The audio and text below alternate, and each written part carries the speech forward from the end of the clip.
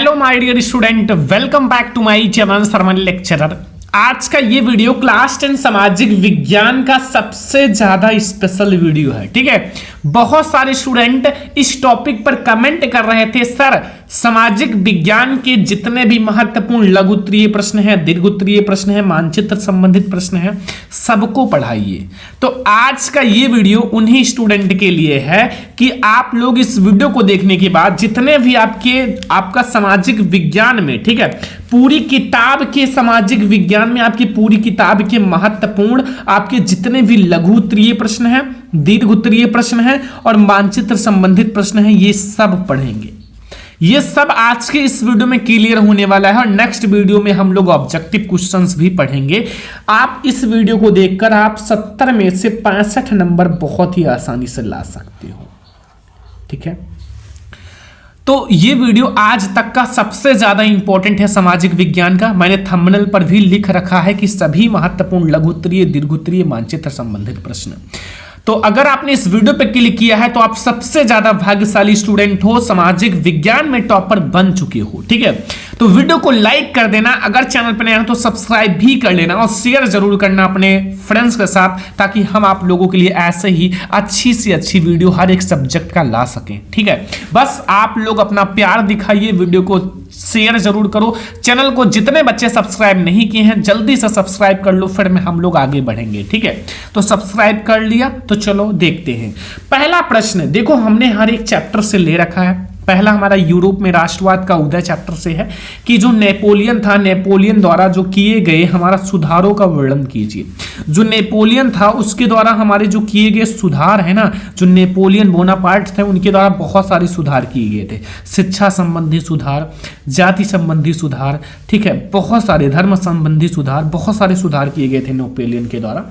तो उनके द्वारा जो किए गए सुधार है उसका वर्णन कीजिए। एक बात याद रखना, जो लघु उत्तरीय प्रश्न होते हैं और दीर्घ उत्तरीय प्रश्न होते हैं लगभग एक ही जैसे होते हैं। ठीक है, तो इसको मैंने अलग अलग नहीं किया है, सारे एक में ही हैं। ठीक है, क्योंकि ये दोनों एक ही जैसे होते हैं। अब इसमें मैं बता दूंगा कौन सा लघु है, कौन सा दीर्घ है, ये सब आपको पता चल जाएगा, वीडियो देखते रहो बस। ठीक है, तो ये हमारा पहला प्रश्न है। दूसरा, ये सारे लघु हैं। दूसरा देखो, ये हमारा जर्मनी का एकीकरण का संक्षेप में वर्णन कीजिए, वेरी इंपॉर्टेंट है। देखो आपसे एक छोटी सी रिक्वेस्ट है, इन सब का आंसर कहाँ मिलेगा मैं बता दूंगा अभी।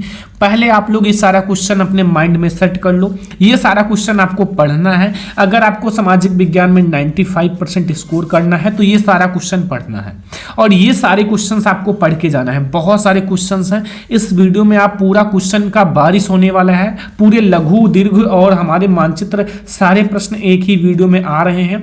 तो आप लोग कॉपी पेन लेकर बैठो, नोट बनाओ और नोट में आप ये सारा क्वेश्चन नोट करो और इन सब को आपको पढ़ के जाना है। ठीक है, बस आप लोग अपना एक नोट्स बना लो।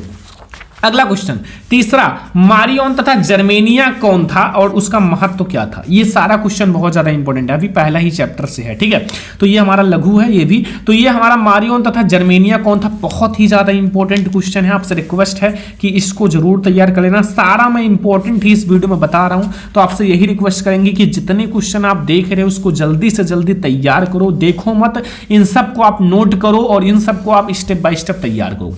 चौथा क्वेश्चन है, फ्रांस की क्रांति जो है उसका प्रमुख कारण क्या था, विवेचना कीजिए। वेरी इंपॉर्टेंट है, लॉन्ग क्वेश्चन है बच्चा।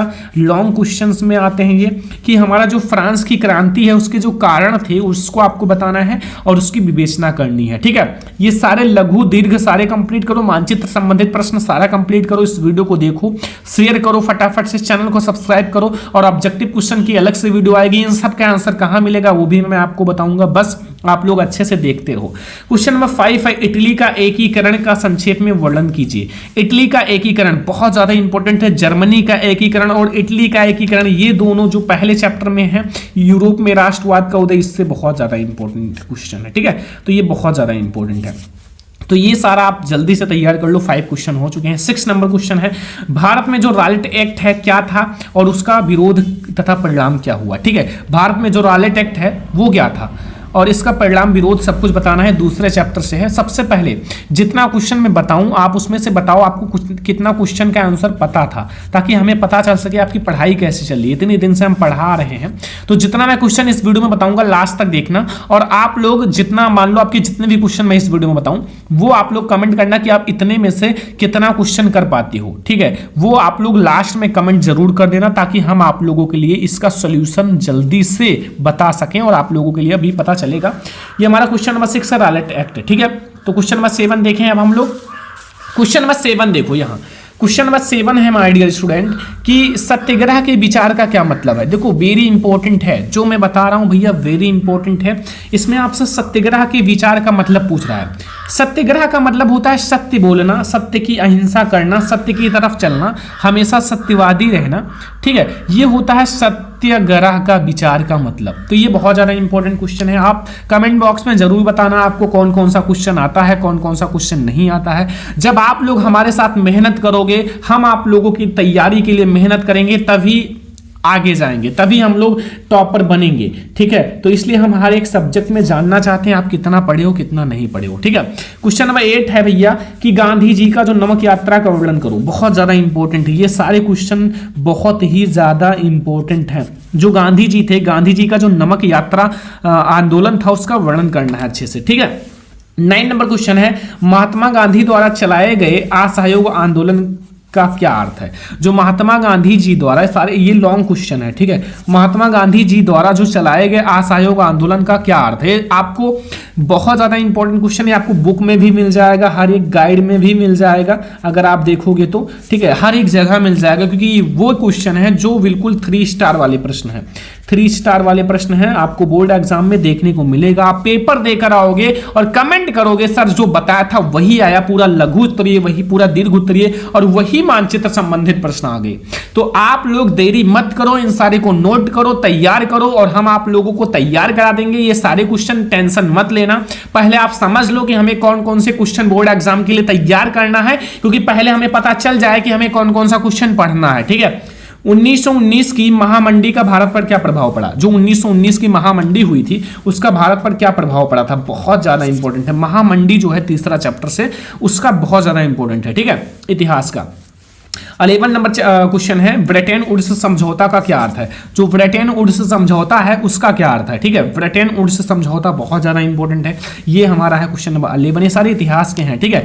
फिर हमारा क्वेश्चन नंबर 12 है महामंडी के कारणों का व्याख्या की। देखो महामंडी का भी हमारा प्रभाव पूछा था, अब महामंडी का कारण पूछा है, क्योंकि है ही इतना इंपॉर्टेंट यार, ठीक है। तो महामंडी के कारणों की आपको व्याख्या करनी है, महामंडी के कारण बताने हैं, बहुत ज्यादा इंपॉर्टेंट है। जल्दी से जितना बता रहा हूं वो तैयार कर लो, मेहनत कर लो, थोड़ा सा 2 महीना अपने आप को बिल्कुल से त्याग दो, सब कुछ छोड़ दो, ठीक है। केवल पढ़ाई पर ध्यान दो, और हम आप लोगों को गाइड कर रहे हैं, ये सारे क्वेश्चन बता रहे हैं, आप इस पर जाओ, टिक लगाओ। टिक लगाने के बाद अपना टारगेट बनाओ, हमें इतना तैयार करना है, ऐसे पढ़ना है, इन सारे क्वेश्चन को 10-10 करके 5-5 करके पढ़ना है, तब तो आप लोग अच्छे नंबर लाओगे।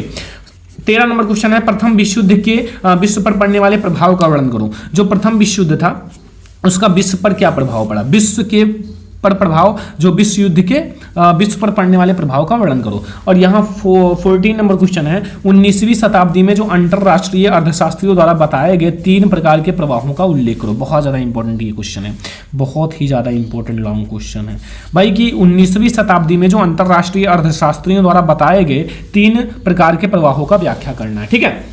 अगला क्वेश्चन देखो मुद्रण एवं संस्कृति चैप्टर से है कि मुद्रण संस्कृति ने भारत में राष्ट्रवाद के विकास में क्या मदद की, ठीक है। मुद्रण संस्कृति ने जो भारत है, भारत में राष्ट्रवाद के विकास में क्या मदद की। एंड 16 नंबर क्वेश्चन है छापे खाने या फिर प्रिंटिंग प्रेस के आविष्कार से समाज पर क्या प्रभाव पड़ा। जो छापे खाने हैं या फिर प्रिंटिंग प्रेस है के आविष्कार से समाज पर क्या प्रभाव पड़ा, ये क्वेश्चन बहुत ज्यादा इंपॉर्टेंट है। फिर हमारा यहाँ से भूगोल स्टार्ट होता है, ठीक है। यहां से हमारा भूगोल के क्वेश्चन स्टार्ट होंगे। सबसे पहले संसाधन एवं विकास चैप्टर से, ठीक है। भूगोल अभी तक इतिहास चल रहा था, अब हमारे भूगोल स्टार्ट हो गए, ठीक है। तो ये सारा क्वेश्चन आप तैयार करो, अभी आप बैठ जाओ, नोट करो, इन सारे क्वेश्चन का आंसर आप ढूंढो, सर्च करो, और ढूंढोगे तो मिल जाएगा। आपने सुना होगा कि अगर हम अच्छे से जी जान लगा के कुछ ढूंढते हैं तो वो मिल जाता है, ठीक है। देखो 17 नंबर क्वेश्चन है भूमि के निम्नीकरण का क्या अर्थ है। भूमि के निम्नीकरण का क्या अर्थ है, कारण क्या है। मतलब भूमि निम्नीकरण का आपको अच्छे से अर्थ समझाना है, क्या है भूमि निम्नीकरण, उसका कारण भी बताना है। ठीक है, तो आप लोग ये बहुत ही अच्छे से समझना। अगर आपको भी भैया सामाजिक विज्ञान में 95 स्कोर करना है, सामाजिक विज्ञान में आपका भी सपना है भाई हमें 95 लाना है, तो सामाजिक विज्ञान बहुत ही आसान है।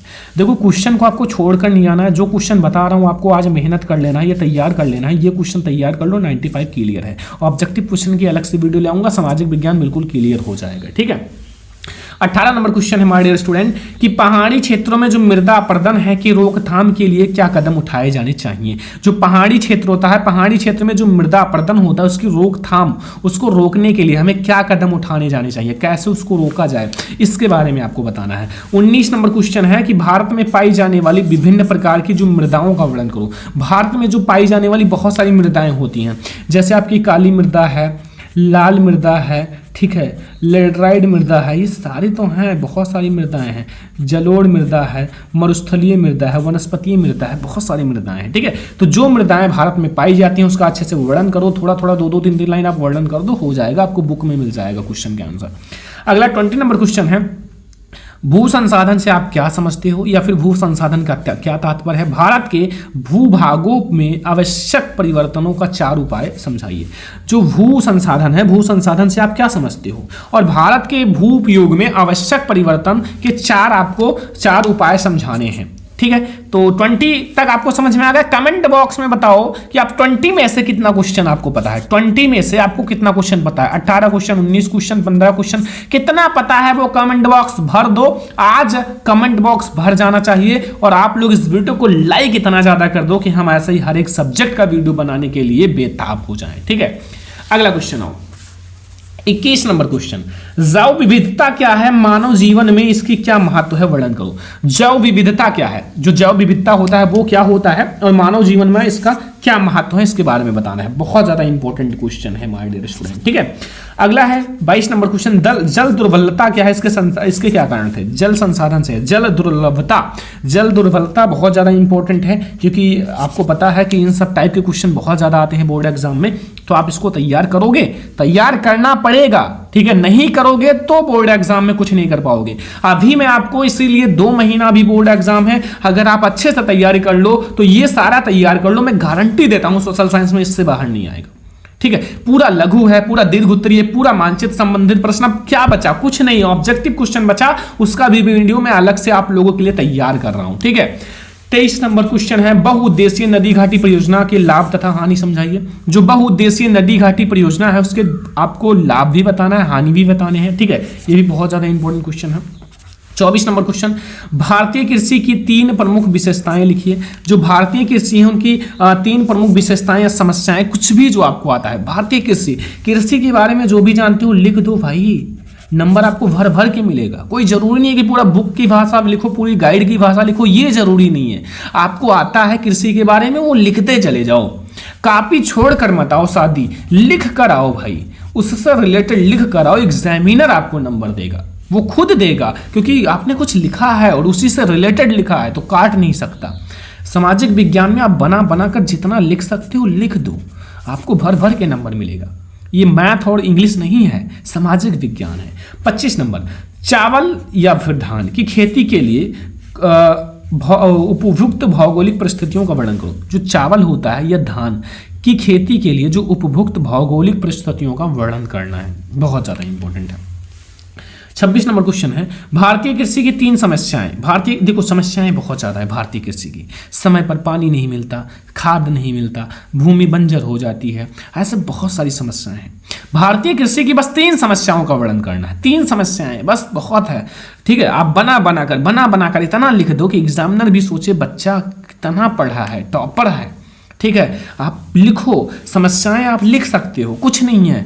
अगला देखो, हमें खनिज के संरक्षण क्यों आवश्यक। खनिज संरक्षण नहीं करोगे खनिज खत्म हो जाएगा, कहाँ से आएगा।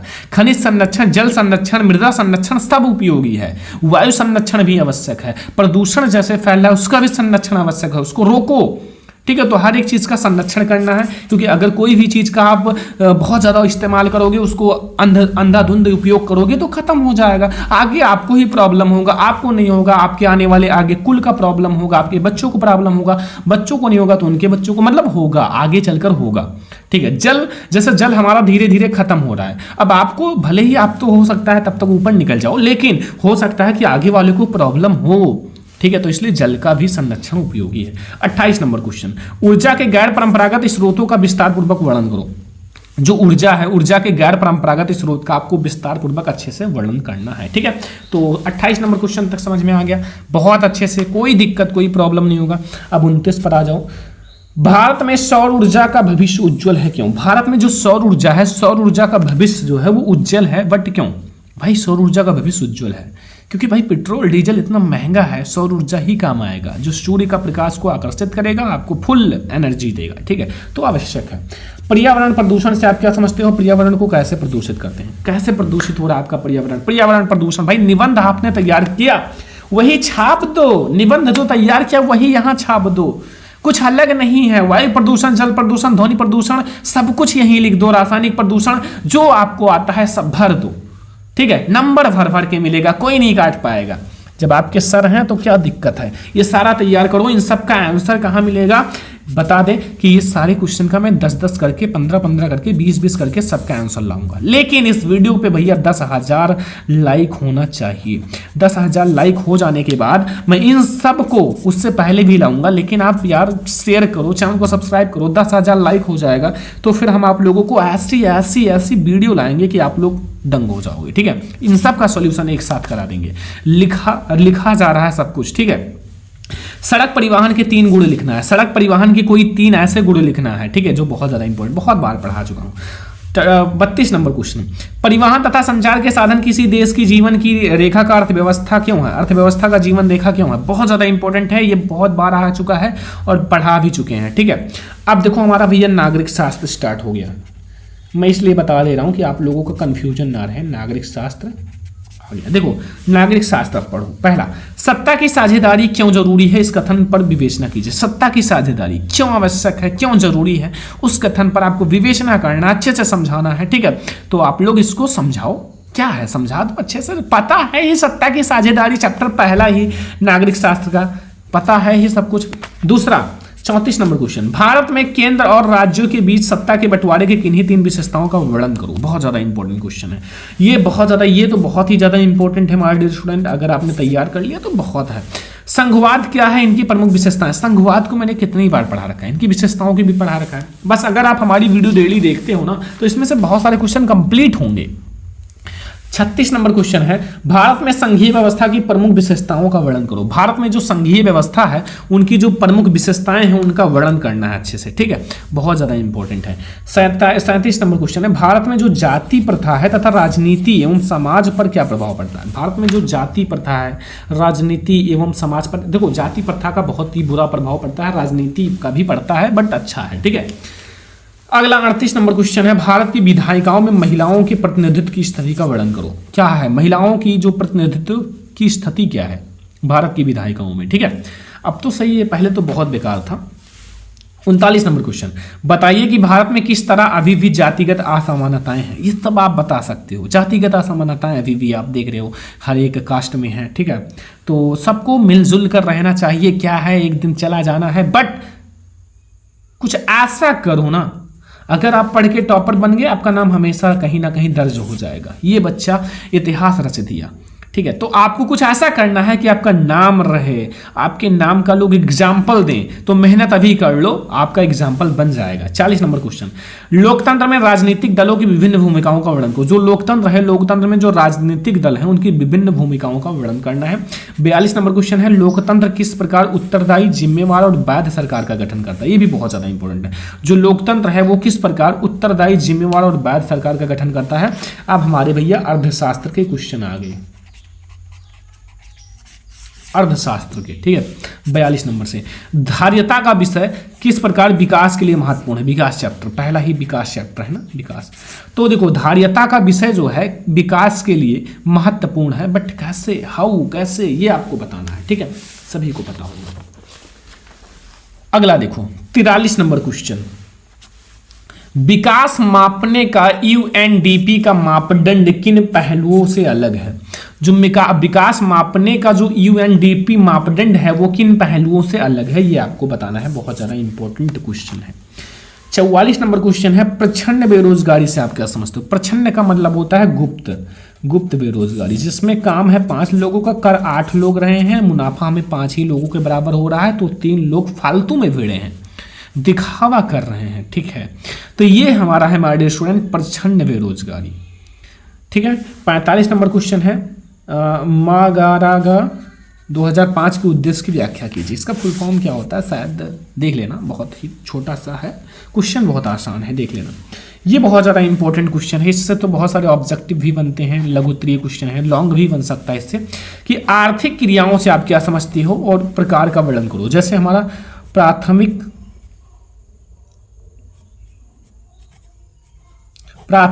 आर्थिक क्रियाएं, द्वितीयक आर्थिक क्रियाएं और तृतीयक, ये सारे को मैंने पढ़ाया है ना अभी जल्दी ही। तृतीयक आर्थिक क्रियाएं बहुत ज़्यादा इंपॉर्टेंट है ये तीनों। ठीक है, तैयार कर लेना थोड़ा सा।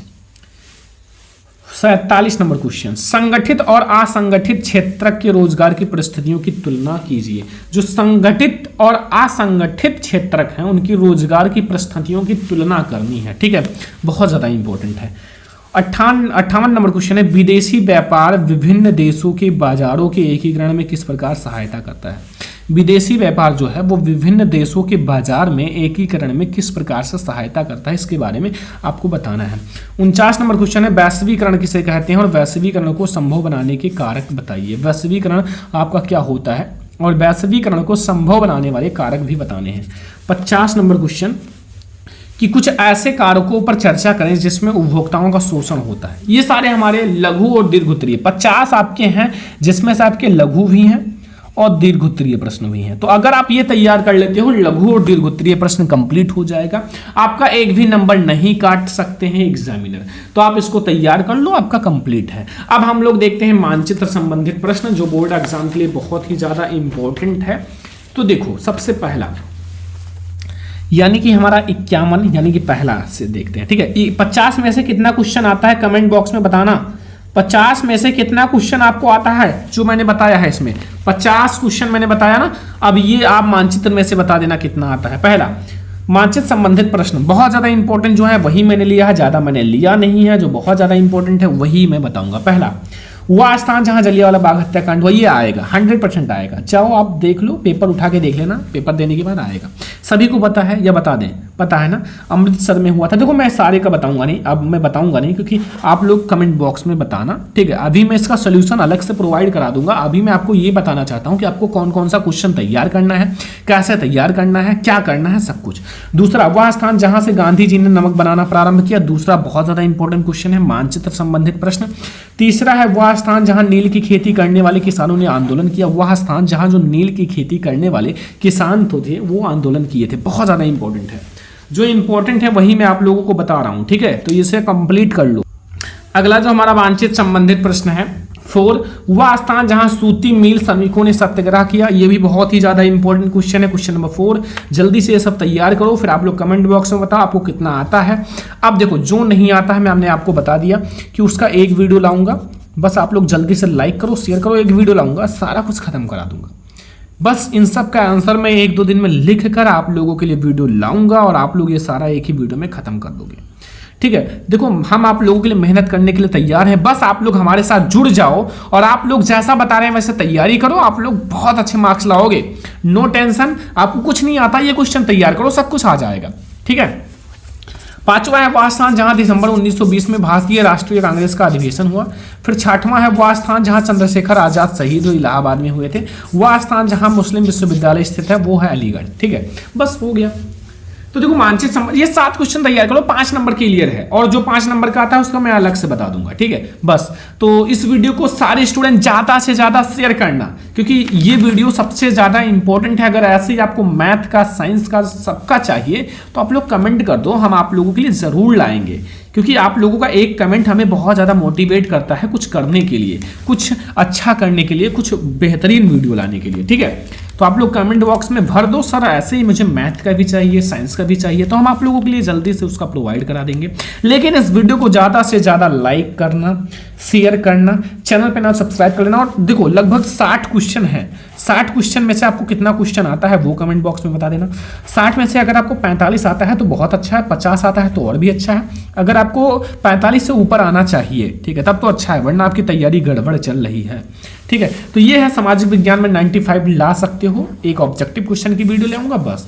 तो इस वीडियो को ज़्यादा से ज़्यादा लाइक करना, शेयर करना, चैनल पर सब्सक्राइब कर लेना और आप लोग इन सबको नोट कर लेना। मैंने आपको दिखाई दिया, सारा नोट बना लेना। नोट बना लोगे तो आपको बहुत ज़्यादा हेल्प मिलेगा बोर्ड एग्जाम में अच्छे मार्क्स लाने के लिए। तो चलो फिर मिलते हैं हम लोग किसी और नेक्स्ट इंपॉर्टेंट वीडियो में, तब तक के लिए जय हिंद, वंदे मातरम।